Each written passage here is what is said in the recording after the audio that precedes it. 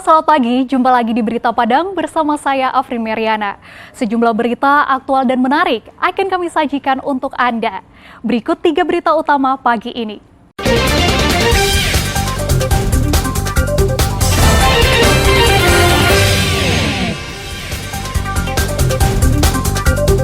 Remblong, truk pengangkut pakan ayam terjun ke jurang sedalam 23 meter di Lembah Anai. Terlibat penipuan jual beli emas palsu, Pak Sutri di Padang diringkus polisi. Delegasi dari 8 negara tinjau pelayanan kesehatan ibu dan anak di Kota Solok.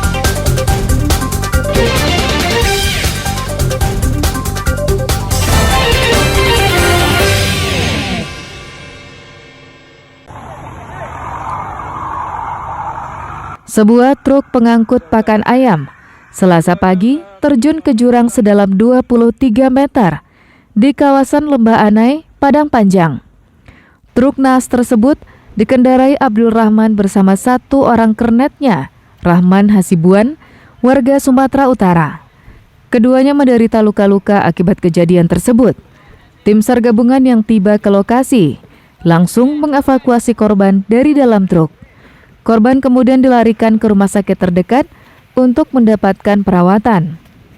Menurut polisi, truk yang mengangkut pakan ayam dari Pematang Siantar, Sumatera Utara menuju Kota Padang ini diduga mengalami remblong.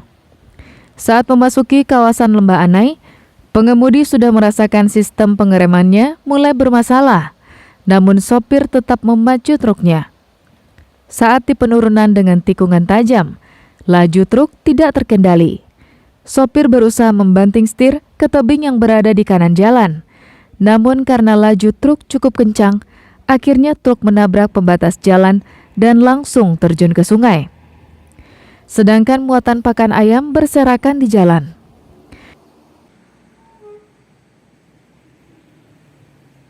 Kendaraan ini mengalami kendala yaitu tidak berfungsinya rem sehingga mengakibatkan kendaraan meluncur dan si supir berupaya untuk membantingkan kendaraannya ke arah tebing namun tidak terkejar karena kecepatan cukup tinggi.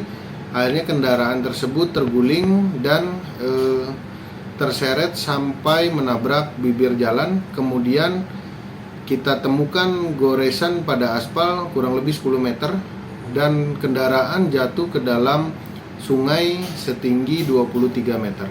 Untungnya kecelakaan ini tidak melibatkan kendaraan lain dan tidak menimbulkan korban jiwa. Sri Louis melaporkan dari Padang Panjang.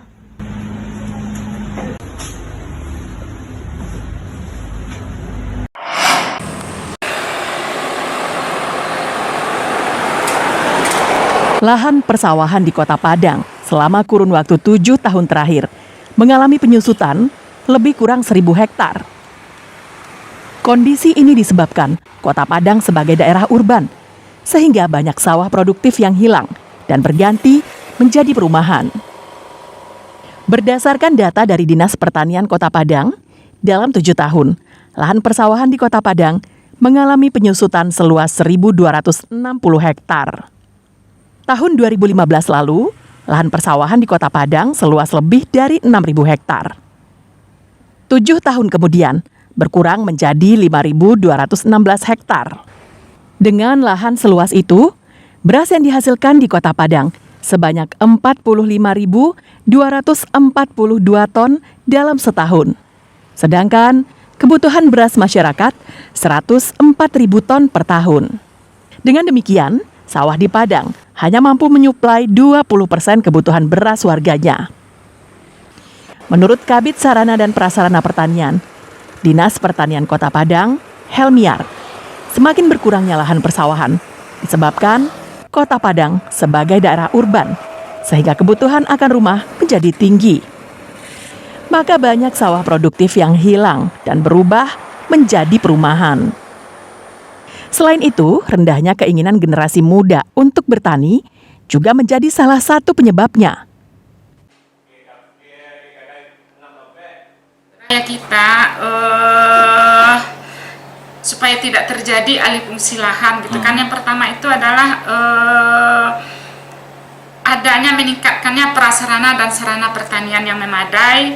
Kemudian yang utama sekali adalah memotivasi generasi muda untuk melakukan usaha di sektor pertanian, karena kondisi saat ini kurang sekali generasi muda yang mau berkiprah di sektor pertanian. Agar tidak terjadinya alih fungsi lahan, menurut Helmiar, perlu adanya sarana dan prasarana yang memadai dalam bidang pertanian, serta memotivasi generasi muda menjadi pelaku usaha di sektor pertanian.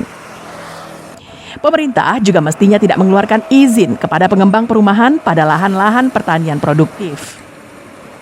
Dari Padang, Robiha melaporkan.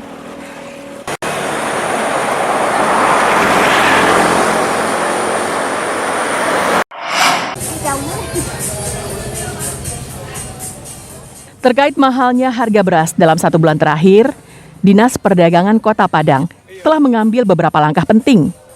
Kepala Dinas Perdagangan, Syahendri, mengatakan pihaknya telah melakukan koordinasi dengan Dinas Pangan dan Badan Urusan Logistik agar melakukan operasi pasar di 9 pasar satelit di Kota Padang.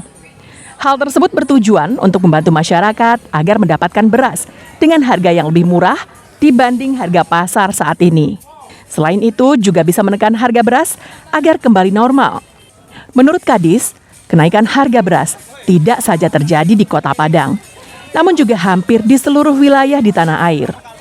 Diduga, mahalnya harga beras karena belum masuk musim panen padi. Selain itu, dampak iklim El Nino yang membuat sebagian wilayah juga kekeringan seperti di Pulau Jawa. Sehingga agen cenderung menjual beras ke daerah lain, seperti Riau, Jambi, hingga Pulau Jawa. Karena harga jual beras lokal asal Sumbar, seperti beras Solo dan Sokan, di daerah tersebut harganya sedikit lebih tinggi jika dibanding dijual di daerah asal. Jadi masyarakat jangan panik ya, beras kita, ketersediaan beras kita cukup, cuma mengantisipasi kenaikan harga. Kita akan melaksanakan operasi pasar yang dijadwalkan besok. Pertama kita mulai di Balai Kota, kemudian tanggal 21 itu di lapangan Nonjol. Kita tidak membatasi pembeli ya, silakan masyarakat mendatangi tempat-tempat operasi pasar ya. Kadis Perdagangan meminta masyarakat agar tidak panik dan tidak melakukan aksi borong, sebab hal itu akan menyebabkan harga beras terus melambung tinggi. Robiha melaporkan dari Padang.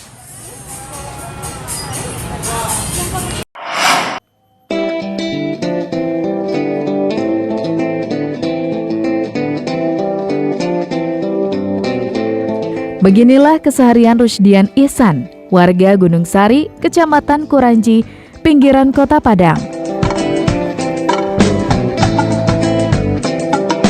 Di galeri berukuran 5x3 meter ini, pemuda 26 tahun ini menyulap sandal jepit seharga Rp10.000 menjadi ratusan ribu rupiah.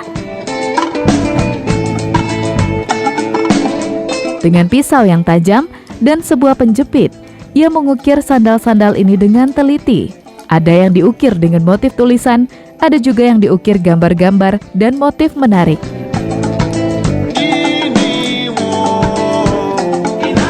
Peminat juga bisa memesan motif dan tulisan sesuai keinginan. Usaha yang ditekuni Rusdian awalnya iseng dan hanya belajar secara otodidak dari internet sejak 2018. Kini, ia fokus mengembangkan bisnis sandal jepit ukirannya ini.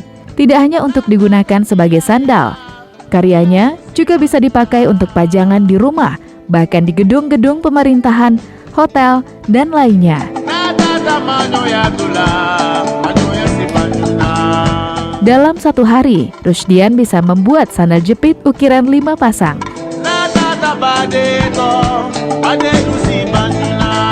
Mengukir sepasang sandal bisa memakan waktu hingga 2 jam, tergantung sketsa atau tulisan yang dipesan pelanggannya.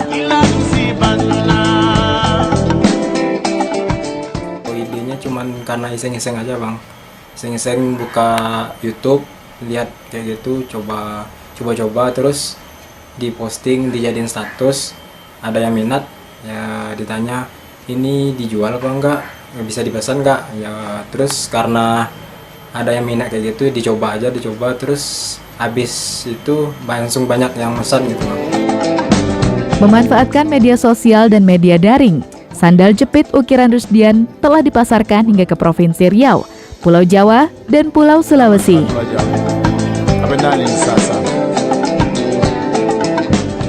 Sepasang sandal jepit ukirannya dijual dengan harga mulai dari Rp30.000 hingga Rp100.000, tergantung bentuk dan tingkat kerumitan pembuatannya. Alfi melaporkan dari Padang.